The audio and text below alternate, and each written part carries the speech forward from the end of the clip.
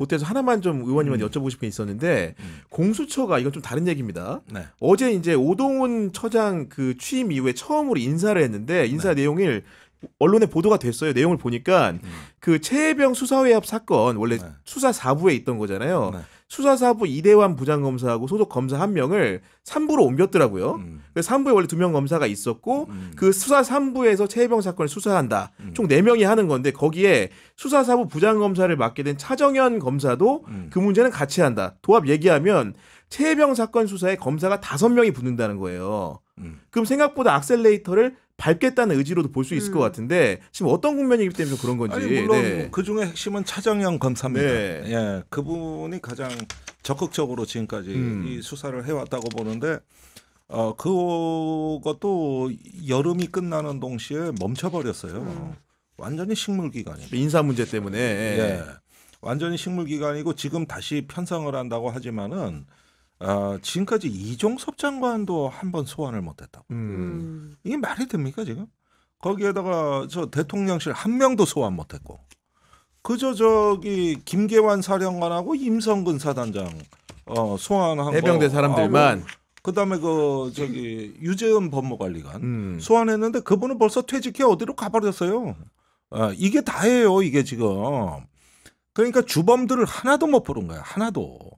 그래서 웬만큼 하려고 할 때도 그게 안 됐는데 이렇게 해서 다시 경지 정리를 다 해버렸으니 여기서 언제 뭐 신고 피 뽑고 언제 추수하냐 이게. 이러다 정권 나가게 생겼어요.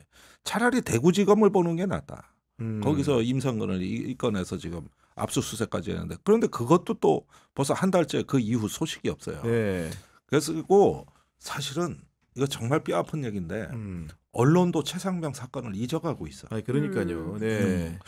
이렇게 되다 보니까 참으로 이게 이 정권의 그 시간 끌기, 물타기 이러다 보니까 이게 기다리는 사람이 지쳐가지고 벌써부터 이렇게 흐지부지되고 누구도 안 건드리는 수사가 돼버렸다는 거.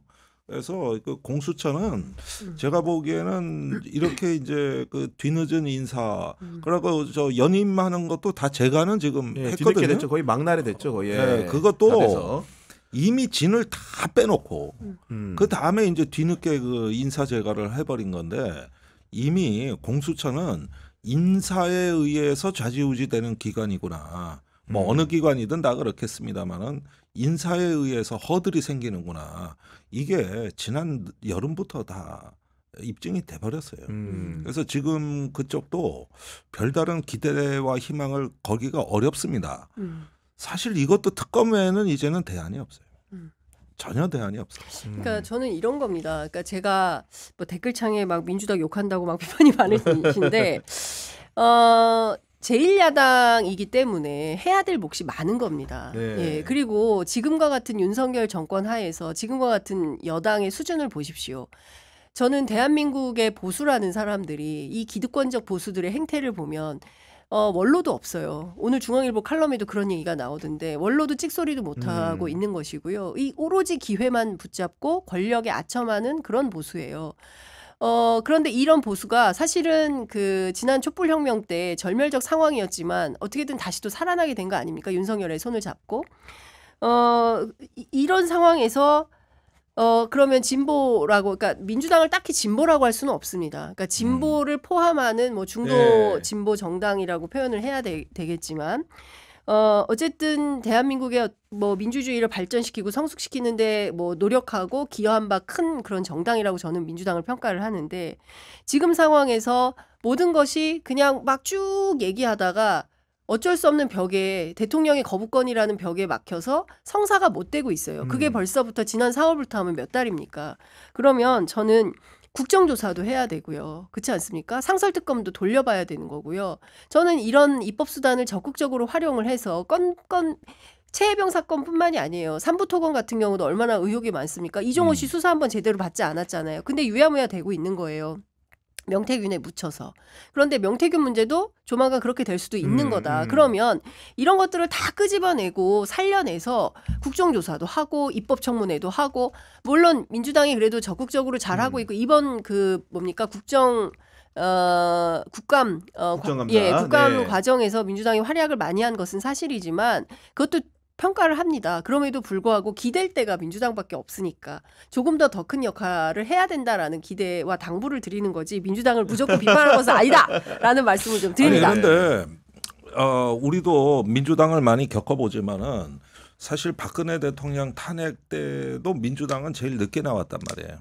근데 그때는 시민사회하고 정의당이 제1열에 있었고 네. 맞아요. 제1열에는 세월호 유족이 있었어요. 그렇습니다. 그분들이 단 한 번도 빼놓지 않고 맞아요. 집회 맨 앞자리를 지켰다고. 제일 먼저 오셨어요. 예, 제일 먼저 했고. 그래서 거기서 이미 광장에서 엄청나게 뭐랄까 격렬하고 또 어떤 치열한 싸움을 했을 때 민주당이 계속 망설이다가 이제 큰 배가 나중에 온 거란 말이에요. 그러면 지금 상황에서 보면은 여전히 조국 혁신당이나 또는 이태원 유족들이라든가 또 우리 사회에서 그 많은 희생자 노조 또 건폭 카르텔 해가지고 희생당하신 분들이라든가 이렇게 이 정부에서 고통받는 사람들과 이 광장의 진짜 주인이라고 할 수 있는 시민들이 이제는 각성해서 먼저 쇄빙선 역할을 하고 그리고 이제 큰 당은 그런 것들을 백업해 주는 걸로 가는 게 순리라고 봅니다. 이번에 서울역 집회에서 민주당 집회에서 많이 나왔다고 하고 또 거기에 집단지성이 있었다 그러지만은 그거는 정당 주체 집회예요. 지금 조국 혁신당하고 민주당이 집회 따로 하고 있지 않습니까? 그러니까 이런 것도 각자의 당의 판단에 의해서 하다 보니 또 이런 부분이 아직 통합이 안 된 데다가 또 정당 집회는 일반 시민이 가기엔 부담스럽죠. 맞아요. 네. 거기에다가 정당 집회는 우선 재미가 없어요. 왜냐하면 또 최고위원 소개해 주셔야지 대표님 연설해야지 뭘 하다 보니까 시민들이 위로 올라와서 자연스럽게 축제가 돼야 되는데 정당 집회는 관료적이거든. 그렇죠. 그래서 이거는 민주당이 이런 결기를 보여주고 광장에서 하는 건 좋지만은 정작 중요한 거는 민주당이 있어야 될 자리는 여의도에서 어쨌든지 간에 법과 제도로 싸우는 데서 성과를 내는 거고 네. 어느 순간에 이제 평범한 시민이 광장에서 서로 손을 맞잡을 때 이때 역사가 만들어지는 거거든요. 그래서 지금, 그런 부분들을 좀 보면은 민주당에 우리가 모든 걸 기대하는 것도 잘못이고 또 그렇게 해서도 안 돼요. 그렇게 되지도 않을 거고. 그런 것보다는 이제 소수당이라든가 시민사회들이 조금 더 분발해서 일단은 쇄빙선을 해라. 그리고 우리는 언제든 나갈 준비가 돼 있다. 그렇죠. 이렇게 해서 뭉쳐지는 거 아니겠어요? 2016년 촛불혁명 제가 이제 5개월 동안 한 주도 거르지 않고 취재를 나갔고 그때 많은 시민들이 광장에 나올 수 있었던 에너지는 뭐였냐면 만민공동회였어요. 어떤 거냐면 누구나 됐든 마이크를 잡고 그렇지. 현재의 상태에 대해서 본인이 느끼는 바를 자유롭게 얘기하는 자유발언대가 굉장히 활성화됐었습니다. 너무 재밌었어요. 굉장히 유쾌한 연설들이 와 어디서 저런 해악과 촌철살인을 들을 수 있나 그 시민 연설이 대단했었거든요. 대단했죠. 제가 지난 토요일 날 서울역에서 만난 시민들도 마찬가지였습니다. 크게 다르지 않았다. 예, 네. 똑같아요. 우리 시민들은 똑같아요. 우리 시민들은 지금 느끼고 있는 이 정세에 대해서 얼마든지 유쾌한 연설을 할 수가 있습니다. 근데 그 광장을 열어줘야 돼요. 근데 민주당은 어쨌든 이재명 대표가 일단 연설을 시작하면 20분인가 뭐 30분 해야 돼요. 예, 그렇기 때문에 그리고 또 제가 취재했어요. 제가 왜 조국당하고 민주당 따로 집회하냐 당신들 뭐가 얼마나 그렇게 달라서 집회를 따로 하냐 같이 하지 그럼 판이 더 커지는데 그렇게 했더니 일단 민주당에서는 이렇게 설명합니다. 조국당 뭐 등등 정당들이 다 연석회의 해가지고 집회를 하면 아주 작은 정당들 있잖아요. 사회민주당까지 연설을 다 똑같이 3분인가 배분을 해야 된다는 거예요. 평등하게 이재명 대표 그러니까 의석수와 상관없이 그래서 정당 집회가 문제가 있는 다 해야 되니까 정당 대표 다 나오면 그게 너무 크고 그래서 이재명 대표 연설이 좀 희석된다 이거예요. 그래서 자기네들은 당원 수도 제일 많고 240만 당원이라는 거 아니에요. 그러니까 민주당 주도의 집회를 하고 싶다라는 거예요.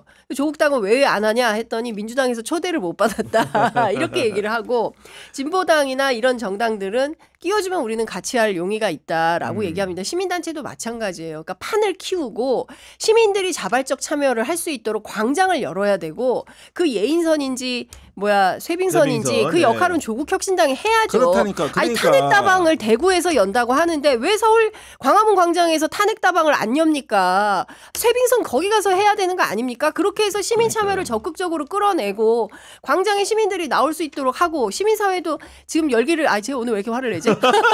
열기가 많이 빠졌는데 시민사회도 적극적으로 네. 참여하면서 어쨌든 이거는 국민의 힘으로 시민의 힘으로 말하다 보니까 남의 정당 이름 얘기했네. 좋은 정당 이름이 나오는데요. 예. 시민의 힘으로 피플 파워 네. 영어 쓰겠습니다. 피플 파워로 이 국면을 넘겨야 된다 이런 생각밖에 안 듭니다. 네, 알겠습니다.